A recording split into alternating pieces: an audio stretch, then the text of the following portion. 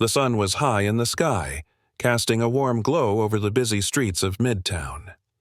Jake Miller had just finished his morning coffee run, the smell of freshly brewed beans lingering in the air. He walked through the bustling neighborhood, nodding to familiar faces, construction workers, shop owners, and parents pushing strollers down the sidewalk. It was supposed to be an ordinary day, but as he turned a corner past a small park, he heard a shout, high-pitched and frantic.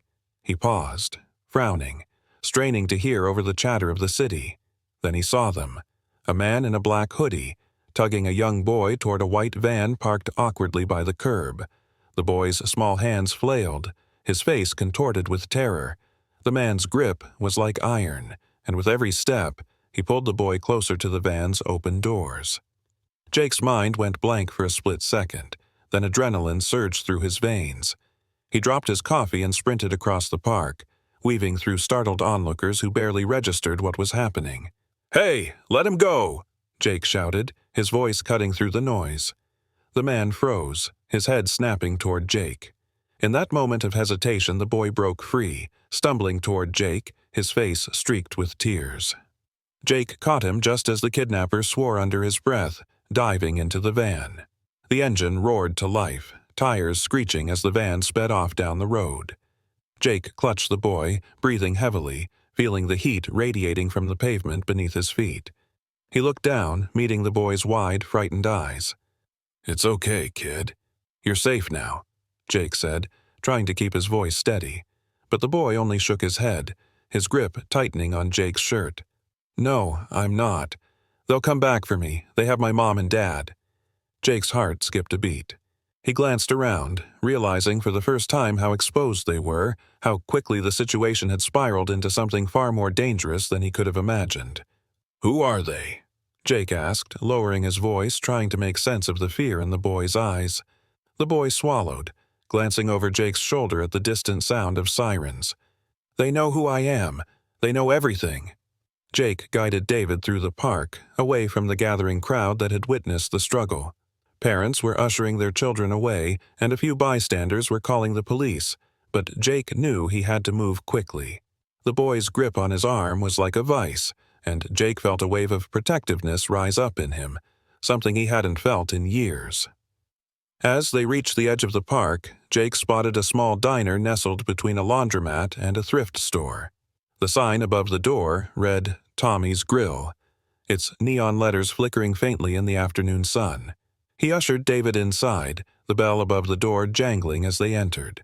The diner was nearly empty, just a couple of elderly patrons sipping coffee and reading newspapers. A waitress behind the counter raised an eyebrow as they hurried in but said nothing as Jake led David to a booth in the back, away from prying eyes. David slid into the booth, his small frame almost disappearing into the worn vinyl seat. Jake sat across from him, trying to catch his breath and steady his thoughts. "Okay, kid," he said, keeping his voice low. "We need to figure out what's going on. Why are these people after you? And why don't you want to go to the police?" David hesitated, glancing around as if expecting someone to burst through the door at any moment. He leaned in, his voice barely a whisper. They took my parents because of something my dad found out. He worked for the city, but he found some papers, something he wasn't supposed to see. He told me to hide if they ever came for us." Jake frowned, trying to piece together what David was saying. It sounded like something out of a spy novel, but the fear in the boy's eyes was all too real. Before he could ask more questions, the bell above the diner door jangled again, and a woman walked in, glancing around before locking eyes with them. She was in her early 30s, with dark hair pulled into a messy bun and a press badge clipped to her jacket. She carried a small camera bag slung over one shoulder, and her expression shifted from curiosity to recognition when she saw David.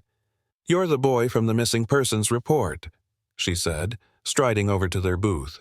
"I'm Maria Alvarez, investigative journalist. I've been looking into—" "Whoa, whoa, whoa!" Jake interrupted, raising a hand. "Slow down. What do you mean, missing persons report?" Maria slid into the booth beside David, ignoring Jake's wariness. She reached into her bag, pulling out a manila folder. "I've been investigating a series of disappearances in this area. Kids, families, People vanishing without a trace. I saw the police report on this boy a few days ago.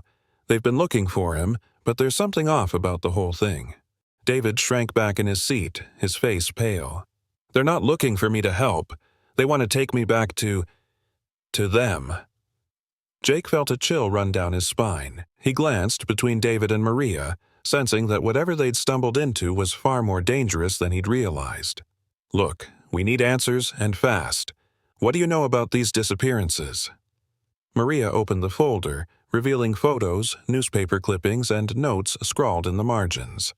She pointed to a grainy photo of a white van, similar to the one that had sped away earlier. "This van has been spotted near several of the sites where people went missing. The police reports always go cold, and the families never get answers. But I found a pattern, a connection between these cases and a group calling themselves the Unity Network." Jake frowned. "What's the Unity Network?" Maria's expression turned grim. "It's supposed to be a charity organization, helping struggling families, but I've found evidence that suggests they're a front for something darker, trafficking, extortion, maybe even worse, and from what I've gathered, they have ties to people in law enforcement." David clutched the edge of the table, his knuckles white. "That's them. They took my mom and dad, and now they're coming for me." Jake's mind raced, trying to absorb everything he was hearing. He glanced out the window, where the bright afternoon sunlight cast long shadows across the sidewalk. In the distance, he thought he saw a black SUV parked down the street, its windows tinted too dark to see inside. His instincts screamed that they were being watched. He turned back to Maria, his voice urgent. "If what you're saying is true, then we need to get David somewhere safe and fast. Do you have a place we can go?" Maria hesitated, glancing out the window before nodding. "There's a safe house I've used before, just outside of town. We'll be off the grid there, but we need to be careful. If they have people inside the police department, it means we're on our own." The waitress returned to their table with a pot of coffee and a plate of pie, glancing curiously at the tense scene unfolding in front of her. Jake forced a tight smile, trying to maintain an air of normalcy. "Thanks," he muttered. But as she walked away, he caught sight of movement outside. The black SUV's door had opened, and two men in suits stepped out, scanning the diner's entrance. Jake's pulse quickened. "We need to leave. Now." Maria glanced outside, following his gaze. Her eyes widened, and she quickly stuffed the folder back into her bag. "They found us. Go out the back. There's a door through the kitchen." They slid out of the booth, keeping their heads low as they made their way toward the back of the diner.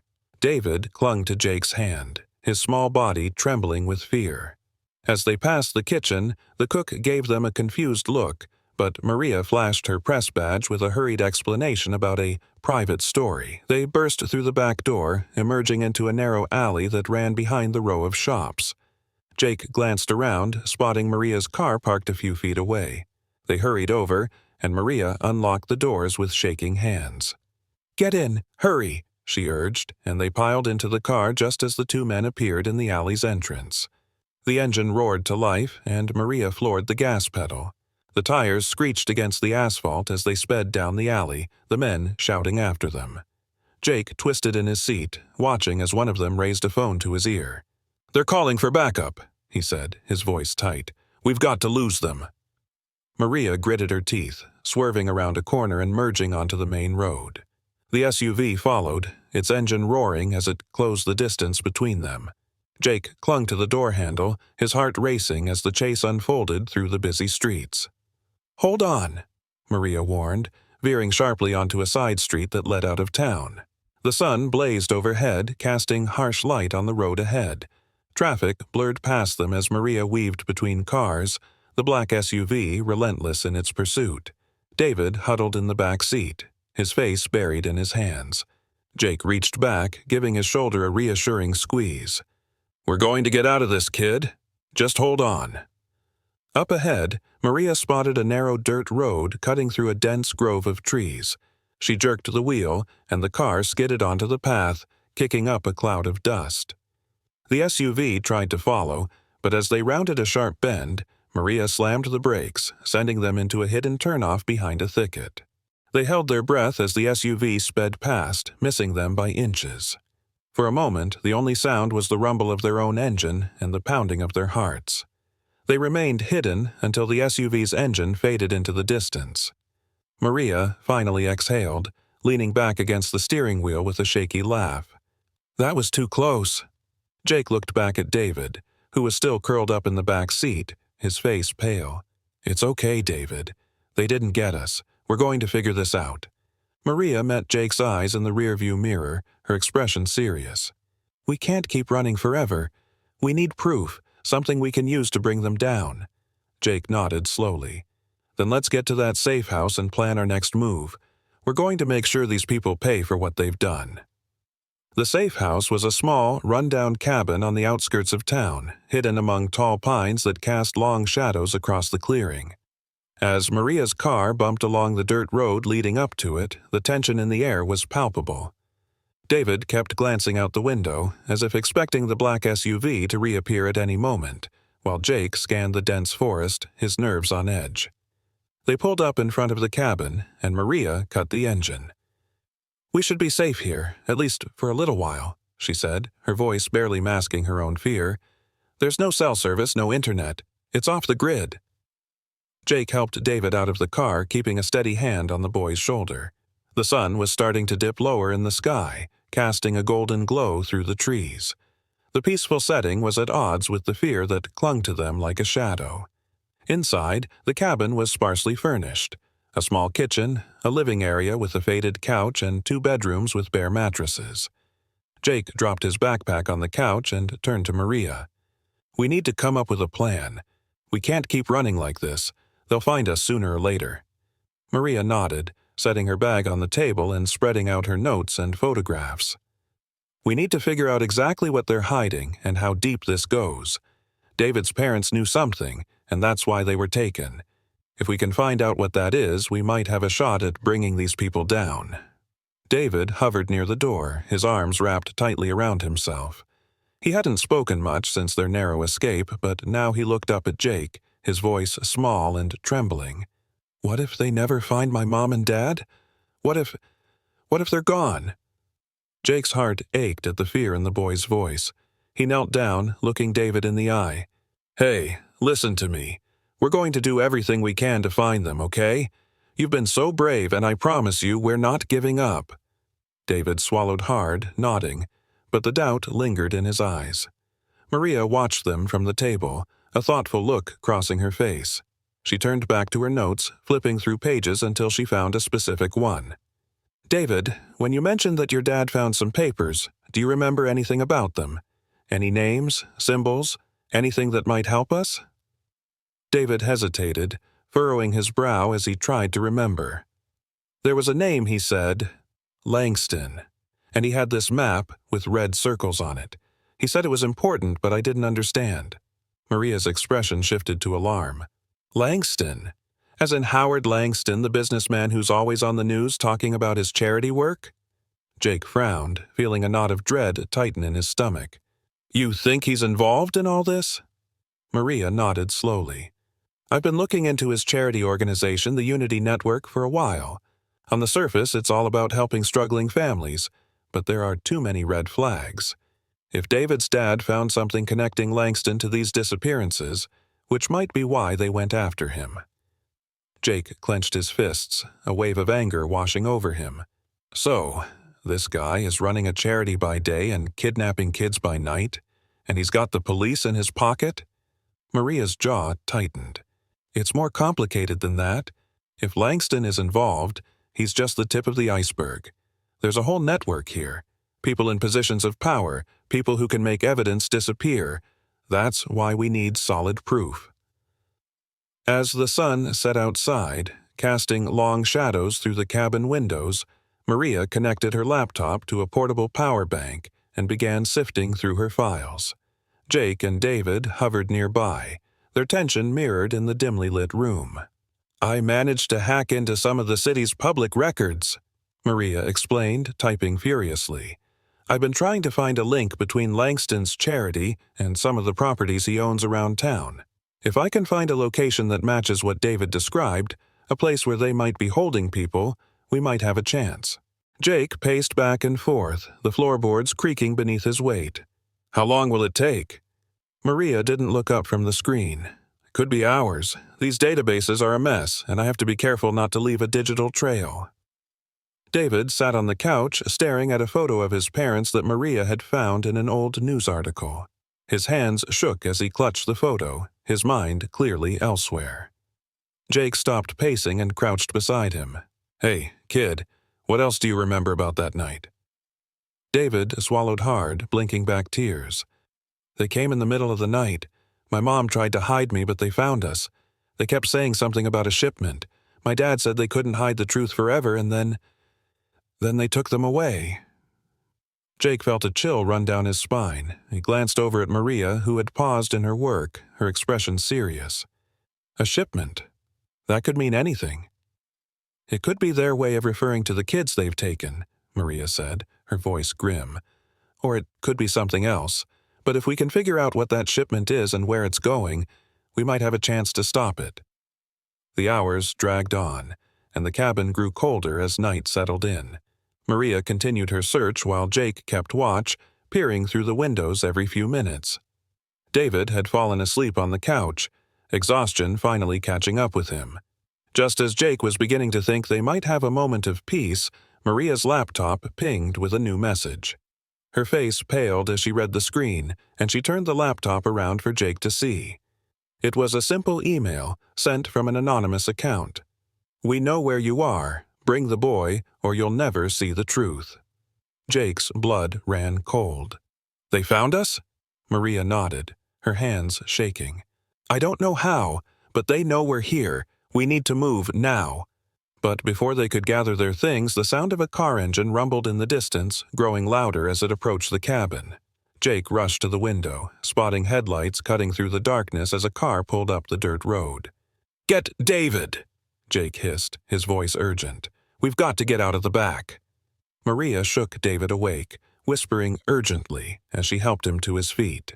Jake opened the back door, leading them out into the cold night air. They moved through the trees, their footsteps muffled by the thick layer of pine needles on the ground. They heard car doors slam behind them, followed by the crunch of boots on gravel. Voices drifted through the darkness, low and menacing. Jake pulled Maria and David behind a thick tree trunk, pressing a finger to his lips. Split up and find them. The boss doesn't want any loose ends, one of the men muttered, his voice carrying through the stillness. Maria's breath hitched, but she kept her grip tight on David's hand. Jake scanned the shadows, trying to find a path through the trees. They needed to get to Maria's car, but the men were too close. Suddenly, David tugged on Jake's sleeve, pointing to a gap between the trees where the moonlight shone through. It was a narrow path, but it might be their only chance.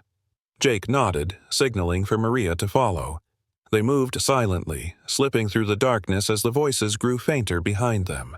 The night was cold, and every rustle of leaves seemed too loud in the stillness. Finally, they reached the edge of the forest where Maria's car was hidden behind a thicket. Jake motioned for them to get in, and they slipped into the vehicle, hearts pounding as Maria turned the key in the ignition. The car rumbled to life, and they rolled down the dirt road, keeping the headlights off until they were far enough away from the cabin. Only then did Maria let out a shaky breath, glancing at Jake with wide eyes. They're not going to stop, are they? Jake shook his head, his jaw clenched. No, but we're not going to stop either. We're going to find out what they're hiding, and we're going to make them pay.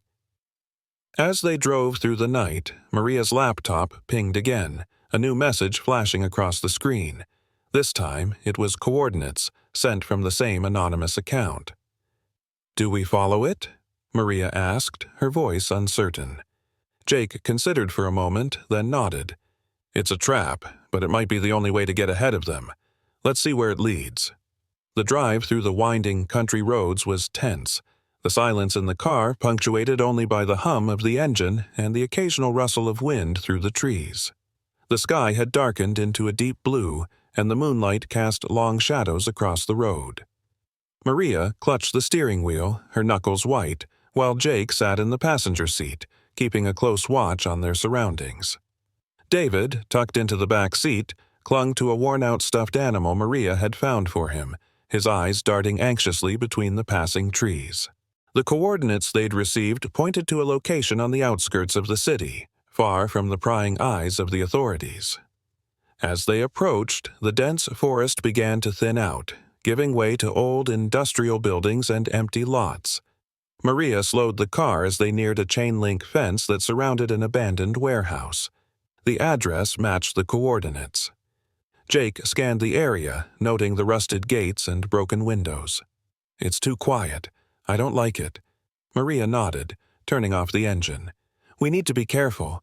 This could be a setup." They climbed out of the car, the gravel crunching beneath their feet as they approached the warehouse. Maria pulled out a small flashlight, casting a narrow beam over the building's weathered walls. Jake kept David close, his senses on high alert as they slipped through a gap in the fence. The inside of the warehouse was dark and musty, filled with old crates and machinery that had long been abandoned. Maria shone her flashlight around the space, revealing a trail of footprints in the dust. "Someone's been here recently," she whispered. They followed the footprints deeper into the building, past rows of rusted shelves and broken windows that let in slivers of moonlight. Finally, they reached a small office at the back of the warehouse, its door ajar. Inside, a desk was covered in scattered papers, maps, and photographs. Maria flipped through the documents with increasing urgency. "These are financial records, transaction logs. It looks like evidence of payments made to police officers, maybe even politicians. Whoever's behind this is covering their tracks well, but this could be enough to start connecting the dots." Jake picked up a photograph that showed a group of men standing in front of a building, a familiar symbol painted on the door behind them, a red snake coiled around a sword. "This is the same symbol David described." David clutched Jake's arm, his voice barely a whisper. "That's them, the people who took my mom and dad." Jake felt a surge of anger, his jaw clenching as he thought of the people who had put this boy through so much fear. But before he could respond, the sound of footsteps echoed through the warehouse, growing louder as they approached the office. He spun around, placing himself between David and the door. "Who's there?" Maria called out, her voice sharp with tension. A figure stepped into the doorway, hands raised in a gesture of peace. He was a man in his late 30s, with a neatly trimmed beard and wearing a jacket that bore the badge of the local police department. He looked at Jake and Maria with an intense, searching expression. "I'm not here to hurt you," he said, his voice low but firm. "My name is Officer Green. I know you don't have any reason to trust me, but I've been following this case for a long time. I want to help." Jake's grip tightened on the photograph in his hand. "Why should we believe you?" he demanded, his eyes narrowing. "For all we know, you could be one of them." Green nodded, stepping further into the room but keeping his hands visible. "I get it.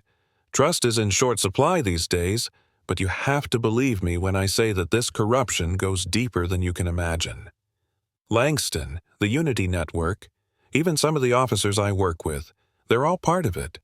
I've been trying to gather evidence, but it's impossible to do it alone." Maria studied him for a long moment, her expression skeptical. "If that's true, why haven't you gone public with this? Why come to us?" Green's shoulders slumped, and he ran a hand through his hair, looking suddenly weary. "Because every time I try to blow the whistle, it gets buried. Reports disappear, witnesses change their stories, and anyone who pushes too hard ends up missing or worse. I've been trying to build a case, but the higher-ups are in on it." He glanced at David, who was still hiding behind Jake. "When I saw that the boy was taken, I knew I couldn't sit back anymore. I heard about what you did in the park, Jake. You've got guts, and you've got nothing to lose. That's why I think you might just have a chance of taking them down." Jake exchanged a look with Maria, weighing their options. They were in over their heads, but they needed all the help they could get. After a tense silence, he finally nodded. "All right, we'll hear you out. But if you double-cross us, I'll make sure you regret it." Green gave a grim smile. "Fair enough. Let's start with what I know." They spent the next hour poring over the documents in the office, piecing together a map of connections between the Unity Network and several key figures in the city: politicians, business owners, and high-ranking police officers. Maria took notes, her face growing more serious with each new revelation. "This is bigger than I thought," she murmured. "They've got their hands in everything. Construction contracts, city permits, charity events. They've built an entire empire on the backs of these families." David, who had been quiet for most of the conversation, suddenly pointed to a name on one of the lists. "That's where my dad used to work," he said, his voice small. "He always said there was something wrong with the people there." Jake leaned over, studying the name. Lockwood Construction. "Your dad worked there? What was his job?" David shrugged, looking uncertain. "He was an accountant, but he used to say that the numbers didn't add up. He told me that if anything ever happened, I should find someone I could trust." Green's expression darkened as he glanced at the name. Lockwood Construction is one of Langston's subsidiaries. It's where they launder money and keep people quiet. If your dad found something he wasn't supposed to, that would explain why they came after your family. Jake felt a surge of determination. "Then we need to get into that office. If your dad left any clues behind, they might be our best shot at exposing these people." Maria nodded, tucking the documents into her bag. "I'll reach out to a few sources and see if I can get us access to the building. But we'll need to move fast. If they realize we're onto them, they'll destroy any evidence." Just as they began to pack up, the sound of cars pulling up outside the warehouse made everyone freeze.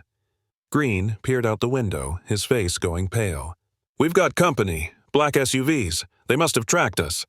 Jake's heart sank, and he pulled David toward the back door. "We need to get out of here, now." But before they could reach the exit, a voice crackled over Green's radio. "We have the target surrounded. Move in."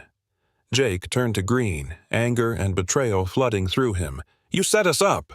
Green's face twisted in panic, and he raised his hands.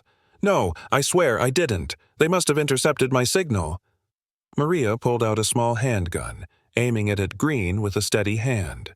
"We don't have time for this. If you're lying, you're coming with us as insurance." The sound of heavy footsteps echoed through the warehouse as men in tactical gear moved in from all sides. Jake grabbed David's hand, pulling him through the maze of shelves, while Maria kept her gun trained on Green. They burst through a back door just as the men reached the office, but the gunfire that followed shattered the quiet night. Maria fired back, covering their retreat as they ran toward the tree line. The night air was cold, the forest a blur as they sprinted through the darkness. David clung to Jake, his breath coming in short, terrified gasps. Maria kept a tight grip on Green's arm, dragging him along as they stumbled through the underbrush. Jake glanced back, seeing the flashlights cutting through the trees behind them. "We need to keep moving. Head for the highway." They pushed forward, adrenaline driving them as the sounds of pursuit grew louder. But even as they fled into the night, Jake couldn't shake the feeling that they were running out of time, and that their enemies were closer than ever. The woods were dark and thick, the only light coming from the thin crescent moon above.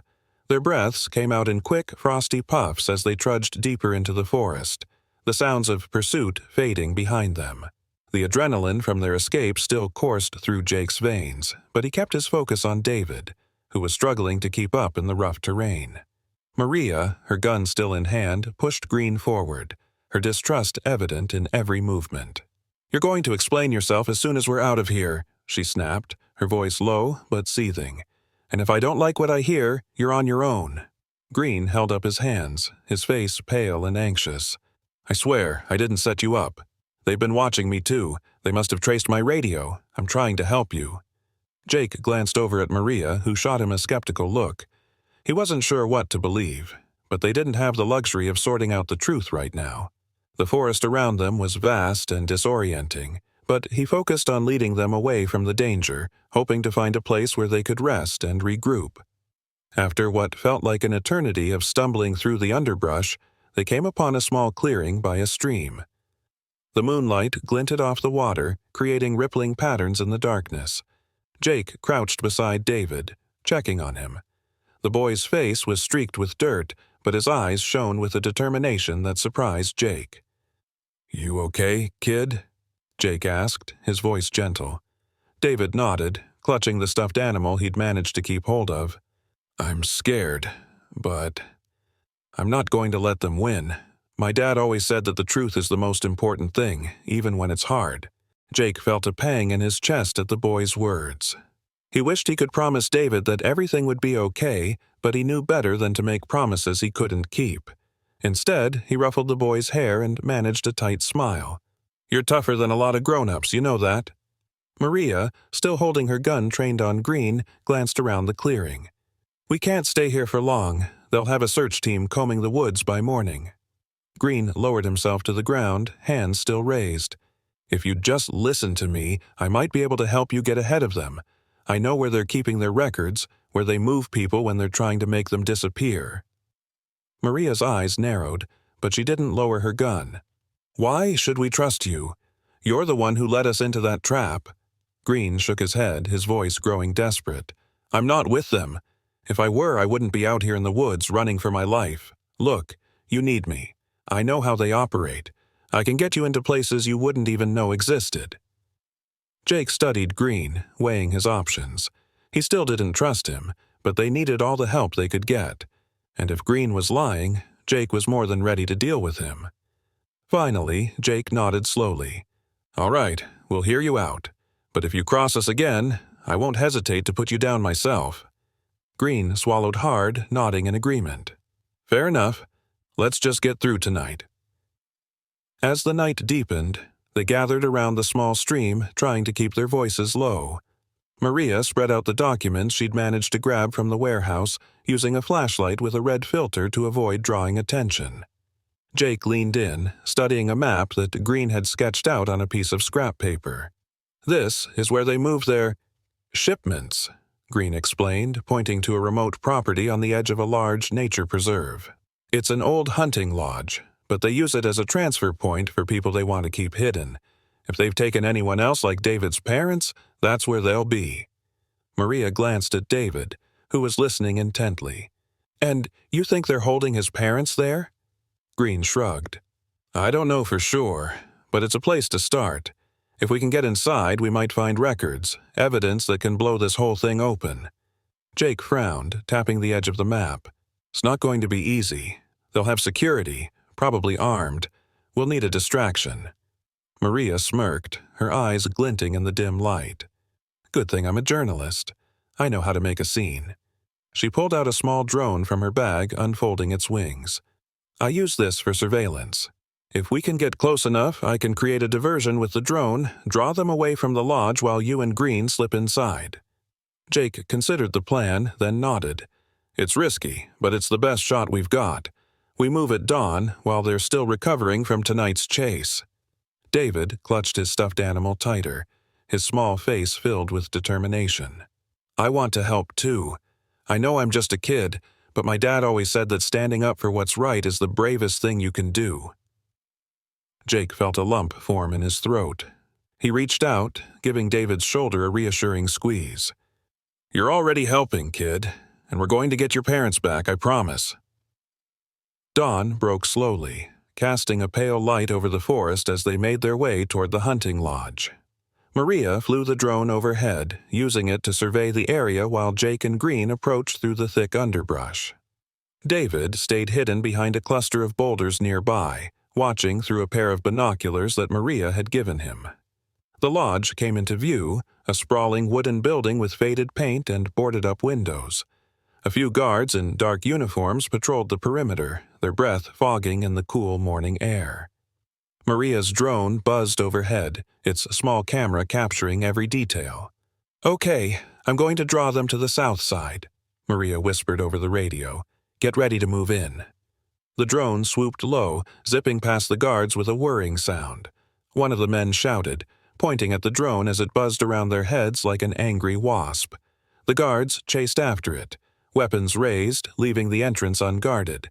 Jake and Green slipped through the trees, reaching the back door of the lodge. Green pulled out a set of lockpicks, working quickly on the rusted lock until it clicked open. They pushed the door open, slipping inside the building. The interior was dark and cold, the air thick with the smell of mildew. Dust motes danced in the beams of light that filtered through the cracks in the boarded-up windows. They moved quietly through the narrow hallways, passing rooms filled with crates and old furniture. Jake's pulse quickened as they reached a door marked Records Room. Green picked the lock, and they slipped inside, finding themselves in a small office lined with filing cabinets and computer terminals. Jake rifled through the drawers while Green booted up one of the old computers. "Come on, come on," Green muttered, typing furiously as the ancient machine whirred to life. Jake pulled out a file labeled Project Unity and flipped through its pages. His eyes widened as he scanned the documents, filled with lists of names, dates, and transactions. "This is it. This is what we need to prove that Langston's been running this operation." Green glanced over his shoulder, nodding. "Copy as much as you can. We don't have much time." But just as they began to download the files onto a USB drive, the sound of footsteps echoed down the hallway. Jake tensed, grabbing the pistol he'd taken from Maria, and motioned for Green to stay quiet. The footsteps grew closer, accompanied by the murmur of voices. Jake strained to hear, catching snippets of conversation. "They know too much. We'll move the shipment tonight and burn the place down." Jake's heart skipped a beat. If they didn't get out soon, they'd be trapped inside when the building went up in flames. He glanced at Green, who nodded, understanding the urgency. They finished copying the files and slipped back into the hallway, but just as they turned the corner, they came face to face with one of the guards. The man's eyes widened in surprise, but Jake reacted first, lunging forward and knocking the guard to the ground. A scuffle ensued, but Jake managed to subdue the man, tying his hands with a piece of rope he'd found in the office. "Come on, we need to move," Green urged, pulling Jake toward the exit. They made it back outside where Maria was waiting with the drone, her expression relieved. "Did you get it?" Jake held up the USB drive, his jaw set. "We've got everything we need, but we need to go now. They're planning to torch this place." They ran through the forest, adrenaline pushing them forward as the lodge disappeared behind them. David rejoined them near the road, his eyes wide with fear and determination. "What did you find?" he asked breathlessly. Jake knelt beside him, placing a hand on his shoulder. "The proof we need to take these people down. And I think we're getting closer to finding your parents." But before they could reach the car, a gunshot rang out, sending them diving for cover. Jake turned to see more guards emerging from the trees, their weapons aimed at the group. "Go!" Jake shouted, firing back as Maria pulled David toward the car. Green joined in, providing cover fire as they sprinted through the underbrush. They barely made it to the vehicle, bullets whizzing past them as they jumped inside. Maria floored the gas pedal, and the car lurched forward, racing down the dirt road as their pursuers faded into the distance. Jake's hands shook as he clutched the USB drive, the weight of their discovery sinking in. They had the evidence, but their enemies weren't going to let them escape easily. And now they were racing against the clock to bring the truth to light before it was too late. The morning sun was rising as they sped away from the lodge, casting a pale light over the dense forest that surrounded the dirt road. Maria kept her eyes on the winding path ahead, her knuckles white on the steering wheel, while Jake, David, and Green huddled in the back seat, catching their breath. The cold air stung their lungs, but they had made it out, barely. David clung to his stuffed animal, his hands shaking as he looked up at Jake. "Did you really find something that can stop them?" Jake reached into his pocket, pulling out the USB drive they had risked everything to get. "We've got enough evidence on here to show that Langston's been running a criminal network through his charity. If we can get this to the right people, we can bring the whole operation down."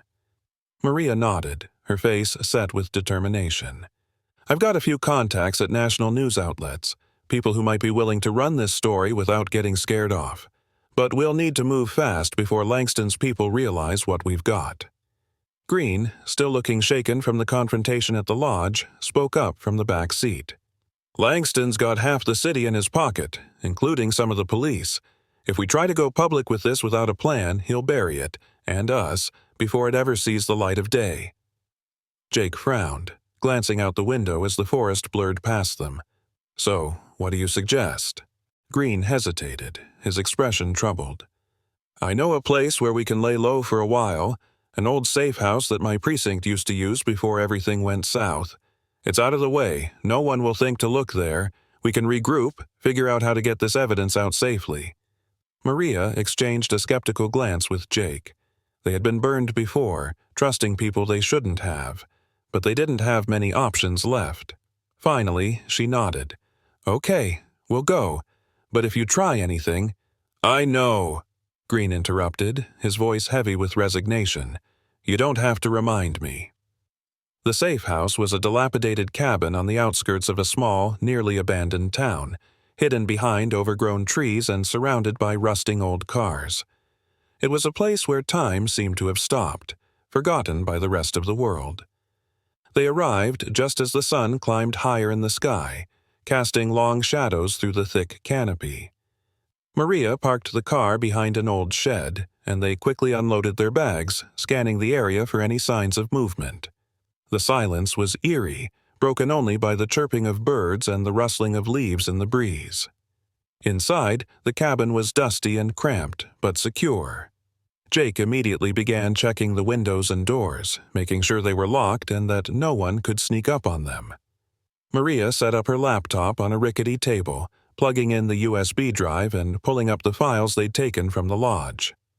David sat on the old couch, his legs curled up beneath him, clutching his stuffed animal. He looked small and vulnerable in the dim light, but there was a determination in his eyes that hadn't been there before. Jake joined Maria at the table, watching as she scrolled through the documents. "How bad is it?" he asked quietly. Maria's expression darkened as she clicked through the evidence. "It's worse than I thought. Langston's been running this operation for years, laundering money through the Unity network, buying off officials, and using his charity as a front to move people. And there are names on these lists, people who are supposed to protect the public." She pointed to a list of transaction records, her finger tracing over a familiar name. "That's Officer Taylor, Green's boss. If he's in on this, it means they'll do anything to protect themselves." Green leaned against the wall, listening with a grim expression. "Taylor's been dirty for years, but I didn't think he'd stoop this low. If we can prove his involvement, it might be enough to turn the tide." Jake rubbed a hand over his face, exhaustion weighing heavily on his shoulders. "We're running out of time. David's parents are still out there, and if Langston finds out we've got this evidence, he'll make them disappear for good." Maria looked at David, who was watching them intently, his hands clenched into fists. "We need to make our move, and we need to do it now." Maria made contact with one of her trusted sources, Julie Chen, a journalist who had a reputation for uncovering corruption and holding powerful people accountable. They arranged to meet her in a nearby town where she promised to take the evidence and help bring it to the national media. It was a risky plan, but Maria believed Julie could be the key to exposing Langston's crimes. As they drove to the meeting spot, a secluded cafe on the edge of town, Jake kept his eyes on the rearview mirror, searching for any signs of a tail. David sat quietly in the back, the tension evident on his face as he watched the passing scenery. Green sat in the front seat, his expression guarded. "If this works, we might have a chance at bringing Langston down, but you need to be prepared for what happens if it doesn't. These people aren't going to go down without a fight." Jake nodded grimly. "We know what's at stake. We just need to focus on getting the story out." They pulled into the cafe's parking lot, and Maria spotted Julie waiting near the entrance, a folder tucked under her arm. She waved them over, her expression serious but hopeful. As they approached, Julie stepped forward, shaking Maria's hand. "I've got a secure line set up. We'll run the story through the back channels, and I've already contacted a few people who can—" Her words cut off as a shadow fell across the parking lot. A black SUV screeched to a halt nearby, and before anyone could react, the doors flew open, and men in dark suits jumped out, weapons drawn. "Get down!" Jake shouted, pulling David behind the car as bullets shattered the cafe's windows. Maria grabbed Julie, dragging her to the ground, while Green fired back with the pistol he'd kept hidden. The parking lot erupted into chaos, glass and concrete flying as the men advanced, closing in on them. Julie looked at Maria with wide, terrified eyes. "You led them right to me?" Maria's face went pale with realization. "No, But before she could finish, one of the men tackled her to the ground, wrestling the laptop out of her hands. Jake managed to disarm one of the attackers, but another blow from behind sent him sprawling to the pavement. Green tried to hold his ground, but he was quickly overpowered, the pistol slipping from his grip. Within moments, the fight was over, and they found themselves surrounded, held at gunpoint. Langston stepped out of the SUV, his expression cold and satisfied. He glanced at the laptop in his hands, a cruel smile spreading across his face. "I have to admit, I underestimated you, but it ends here."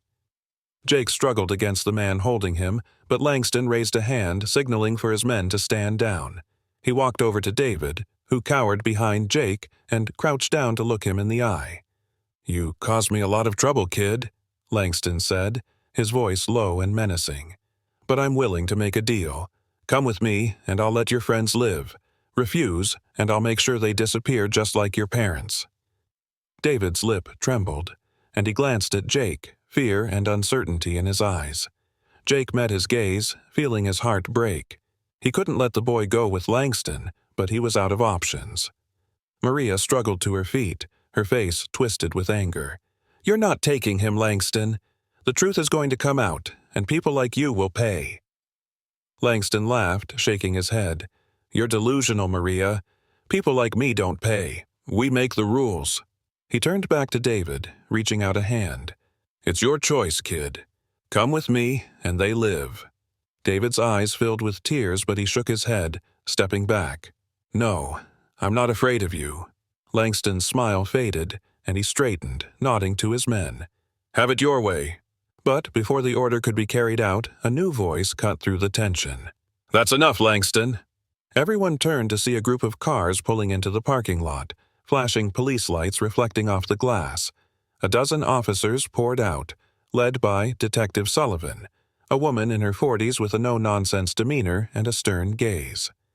Langston's expression darkened. "This isn't your jurisdiction, Sullivan." Sullivan stepped forward, her badge flashing in the sunlight. "You've been under investigation for months. We intercepted your signal, and we've got enough evidence to put you away for a long time." Langston's face twisted with fury, but he quickly regained his composure. "You're making a mistake. I have powerful friends."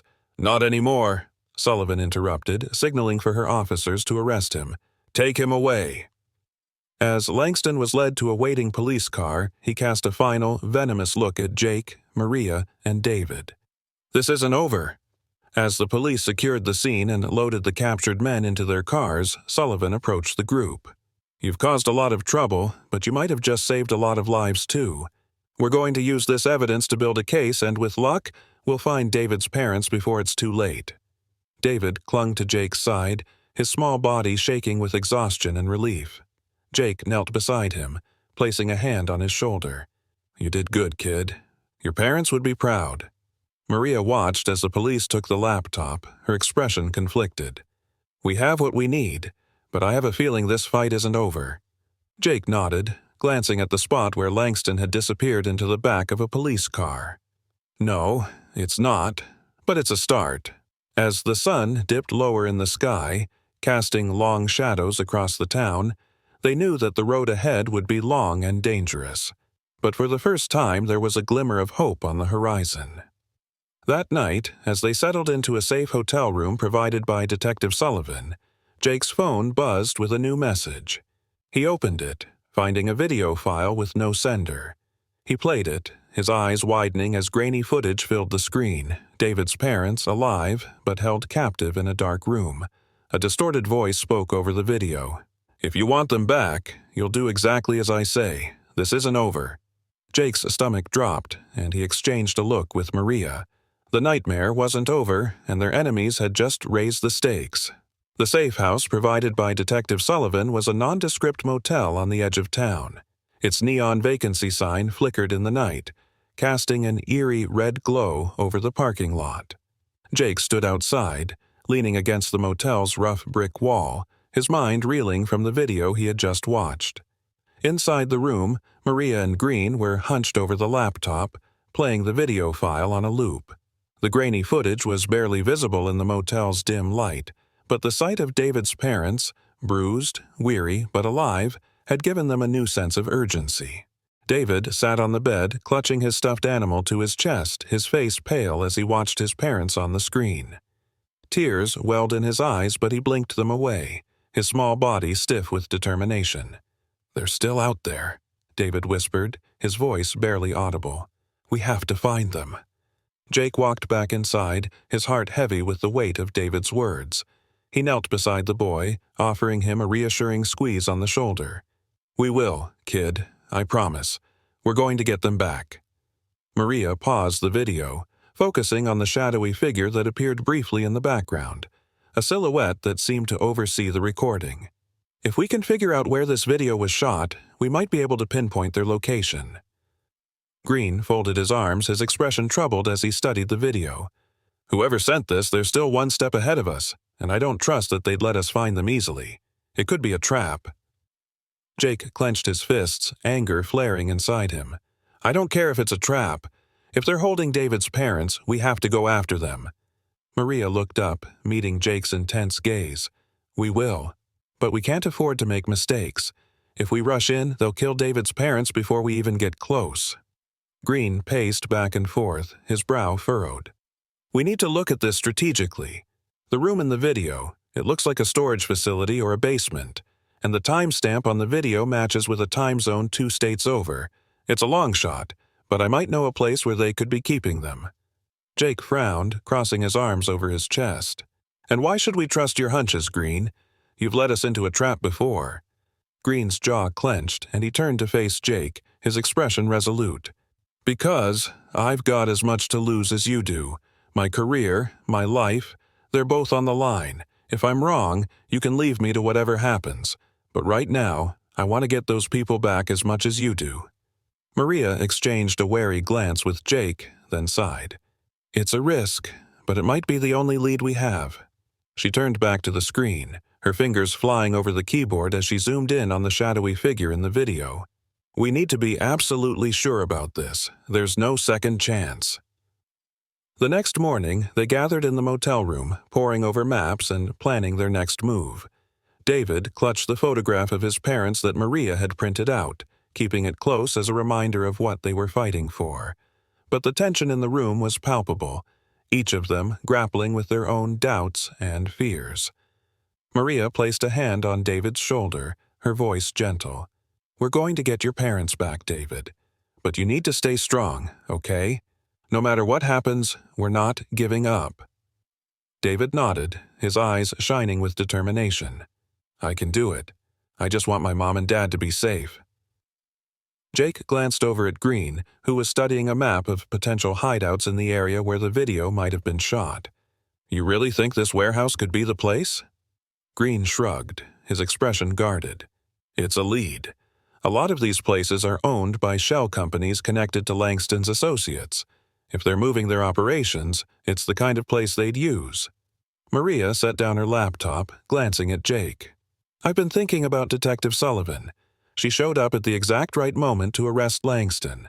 Almost too perfect, don't you think?"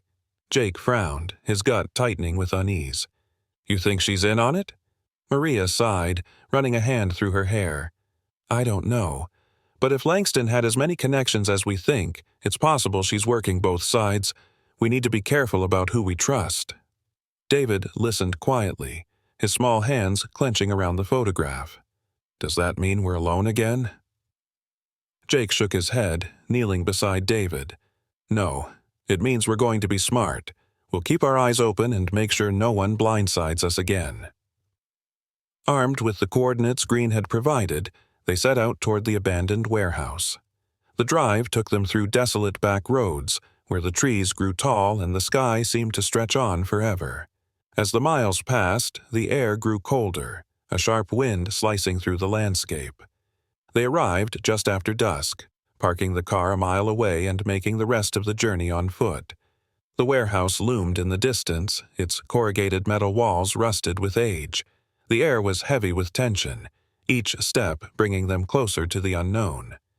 Jake led the way, keeping a tight grip on the pistol Maria had given him. Maria followed close behind, her eyes scanning the shadows for any sign of movement, while Green covered the rear, his expression set with determination. They reached the edge of the warehouse property, crouching behind an old stack of crates as they surveyed the building. A few dim lights glowed from inside, but the surrounding area was eerily quiet. Maria pulled out her drone, sending it buzzing up into the night sky. The drone's camera transmitted a grainy feed to her laptop, revealing the layout of the warehouse and the positions of a few guards patrolling the perimeter. "It looks like there's an entrance on the west side," Maria whispered, studying the screen. "That's our best shot. We need to get in and out quickly before they realize we're here." Jake nodded, turning to Green. "You stay here and keep watch. If things go south, give us a warning." Green met his gaze, a shadow of uncertainty crossing his face. "You think I'm going to run, don't you?" Jake's expression was hard. "I think you've got your own reasons for being here. Just do your job." Jake and Maria moved swiftly through the darkness, making their way toward the west entrance. David stayed behind with Green, crouched behind the crates with a pair of binoculars. He kept a close eye on the guards, his small hands shaking but steady. Inside the warehouse, the air was cold and musty, the smell of old machinery mingling with dust. Jake led the way down a narrow hallway, the beam of his flashlight cutting through the gloom. They reached a heavy metal door, its lock rusted with age. Maria knelt down, working quickly with a set of lockpicks until the door clicked open. Inside, they found a storage room filled with crates and boxes, and in the corner, two figures bound to chairs, their heads slumped forward. Jake's heart leapt into his throat. He rushed forward, recognizing the faces of David's parents through the dim light. Their clothes were dirty and torn, but they were breathing. Maria hurried to untie them, glancing over her shoulder as if expecting the guards to burst in at any moment. "We need to move fast. Can you walk?" David's father, his face gaunt but determined, nodded as he struggled to his feet. "We're okay, but they're not going to let us leave. They're planning to move the rest of the captives tonight." Jake's blood ran cold as he helped David's mother stand. "What captives? How many?" She clutched Jake's arm, her voice weak but urgent. "There are more families here, people they've taken. We heard them talking about shipping them off in the morning." Maria's face hardened as she processed the information. "We can't leave them behind. If we do, they'll disappear forever." Jake felt a surge of determination. "Then we go back for them. But first, we get you two out of here." As they made their way back toward the entrance, the sound of an alarm suddenly blared through the warehouse, shattering the silence. Red emergency lights flashed, casting the corridors in a blood-red glow. Jake cursed under his breath, tightening his grip on the pistol. "They know we're here. We need to move." They reached the exit just as Green ran up to them, his face pale. "They're coming from all sides. We have to go now." David's parents struggled to keep up, their legs weak from days of captivity. Maria and Green helped support them as they stumbled out into the night, the sound of shouting and footsteps closing in behind them. Jake turned back, firing a few shots at the approaching guards to slow them down. The bullets ricocheted off the metal walls, and he ducked behind a stack of crates, his heart pounding. "Get them to the car!" he shouted at Maria. "I'll cover you!" But before Maria could respond, a figure stepped out of the shadows, a gun raised, and Jake found himself staring down the barrel of a pistol. It was Detective Sullivan. Sullivan's face was cold and unreadable as she aimed the gun at Jake, her finger hovering over the trigger. "You should have stayed out of this, Jake. You had no idea what you were dealing with." Jake's mind raced, realization hitting him like a freight train. "You've been working with them all along." Sullivan's lips curled into a thin smile. "You have no idea how deep this goes, but you're not going to live long enough to find out." The air crackled with tension as Jake raised his hands, his thoughts racing for a way out. Maria and David's parents were nearly to the car, but if Sullivan pulled the trigger, it would be over. In that moment, everything hung in the balance. One move, one chance to turn the tide. Sullivan's finger tightened on the trigger, her expression cold and unyielding. The red emergency lights continued to flash through the warehouse, casting harsh shadows across her face. Jake could see the resolve in her eyes. She wouldn't hesitate to pull the trigger, but he couldn't let that happen. Jake raised his hand slowly, his mind racing. He glanced past Sullivan, catching a glimpse of David, Maria, and Green, helping David's parents toward the car. If he could buy them just a few seconds, maybe they'd have a chance. "Think about what you're doing, Sullivan," Jake said, his voice steady despite the adrenaline surging through him. "You don't have to do this. You can still do the right thing." Sullivan's laugh was short and bitter. "You don't understand. I've been doing the right thing for years, and where did it get me? No promotions, no respect. While Langston's people promised me something more. You're in over your head, Jake." Jake took a slow step forward, watching her grip on the gun. "This is about power, then? Selling out to save yourself?" Sullivan's eyes flashed with anger, and she raised the gun higher. "It's about survival, and you should have learned to stay down." She squeezed the trigger, but Jake threw himself to the side at the last moment. The bullet whizzed past his ear, embedding itself in the metal wall behind him. Before she could fire again, Jake lunged forward, knocking the gun from her hand. They struggled in the narrow space, their breaths coming in ragged gasps as they fought for control. Sullivan twisted away, drawing a knife from her belt, but Jake blocked her swing, catching her arm and forcing her back against the wall. The knife clattered to the ground, and Sullivan's expression twisted with rage. "You think you can win this?" she spat, her voice venomous. "Even if you get out of here, they'll never let you expose the truth." Jake's grip tightened on her wrist, his face inches from hers. "We'll see about that." With a final push, he sent Sullivan sprawling to the ground, knocking the wind out of her. He grabbed her gun and leveled it at her, his heart pounding. For a moment, he considered ending it right there, putting an end to the threat she posed. But then he heard David's voice, calling out from the car. "Jake, hurry!" He glanced back at Sullivan, her expression still defiant even as she struggled to rise. "You're not worth it," he muttered, turning his back on her and running toward the exit. Jake sprinted across the gravel lot, joining Maria and Green as they helped David's parents into the back seat of the car. The sound of footsteps echoed behind them. More guards, rushing out of the warehouse, guns drawn. Maria fired back with the pistol she'd taken from one of the guards, covering their retreat as Jake jumped into the driver's seat and started the engine. Green took position behind a stack of crates, returning fire with a look of grim determination. "Green, get in the car!" Jake shouted, revving the engine as bullets pinged off the metal around them. But Green shook his head, a sad smile crossing his face. "I'll hold them off. You get the boy out of here. It's the only way." Jake's chest tightened, a surge of anger and regret rising inside him. He had never trusted Green fully, but now, in the final moments, he realized the man's loyalty had been real. "You don't have to do this," Jake called out, desperation lacing his voice. Green's smile widened, and he took a deep breath, glancing back at Jake one last time. "It's too late for me, but not for the rest of you. Now go." Before Jake could argue, Green stepped out from behind the crates, drawing the attention of the guards.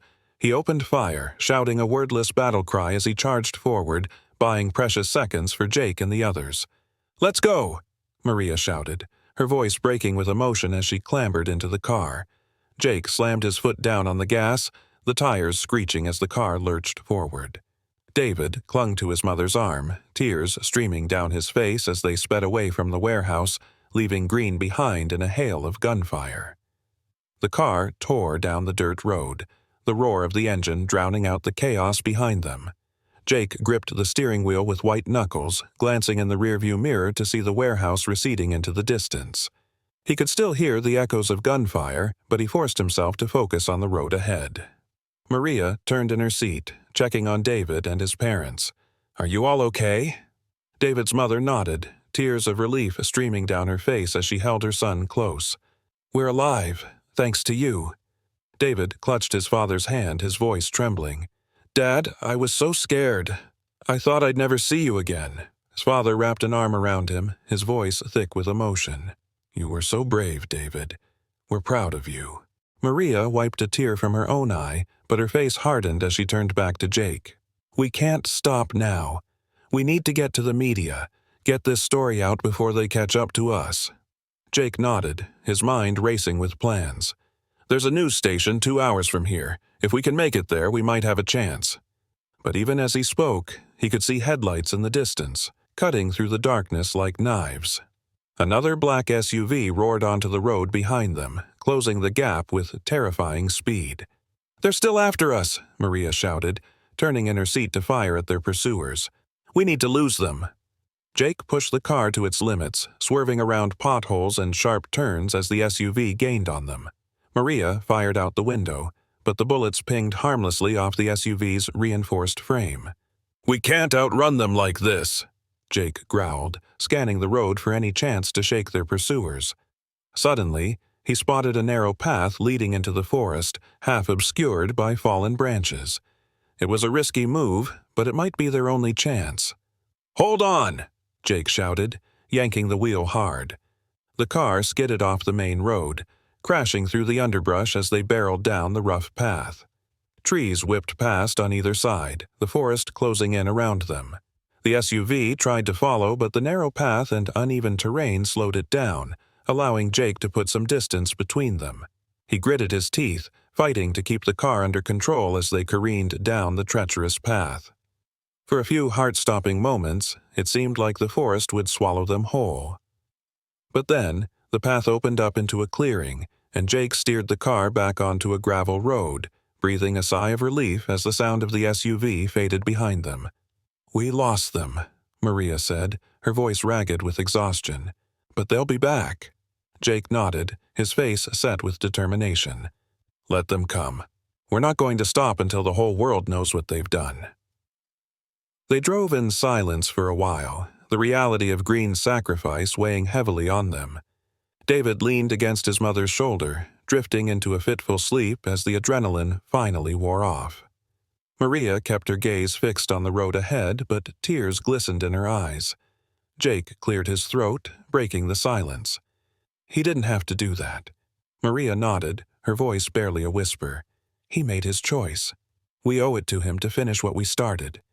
David's father, his voice hoarse from days of captivity, spoke up from the back seat. "You saved us, and you're trying to save so many others. Whatever happens next, you have our gratitude." Jake's grip tightened on the wheel, but he said nothing. The road stretched out before them, long and uncertain, but he knew one thing for sure. They weren't done yet. As dawn broke, they reached the outskirts of the city, the skyline glowing orange against the rising sun. Jake pulled into a parking lot outside a small local news station, the building's lights still dim in the early morning light. Maria turned to him, her face etched with determination. "This is it, Jake. If we can get them to run the story, it'll blow the whole thing open." Jake nodded, glancing at the sleeping David in the back seat. "Stay with him. I'll go inside and see if they'll listen." He stepped out of the car, feeling the cool morning air wash over him as he approached the building. For a moment, he hesitated, wondering if he could really trust the media to do the right thing. But then he thought of Green's sacrifice, of David's unwavering hope, and he pushed open the door, walking into the station with a renewed sense of purpose. Inside the news station, Jake found himself face to face with a young reporter, her eyes widening as he handed over the USB drive and explained what he had uncovered. She promised to broadcast the story, to expose the truth. But as Jake returned to the car, his phone buzzed with a new message, a photo of David, taken through the car window, with the words, "You can't protect him forever." Jake's blood ran cold as he realized that their enemies were already closing in, ready to strike again. The battle wasn't over, and now, more than ever, the stakes were life and death. The newsroom buzzed with activity as the reporters prepared to break the story. Maria and Jake stood off to the side, watching as the anchor rehearsed the script they had helped craft. The evidence from the USB drive, documents, videos, and witness accounts was being prepared for a broadcast that would expose the Unity Network's operations to the world. David sat beside his mother and father, holding their hands tightly. They had been through so much, but the hope in their eyes was unmistakable. This time it felt like they might have a real chance. Maria turned to Jake, her face set with determination. "We've done everything we can. Now it's up to the rest of the world to see the truth."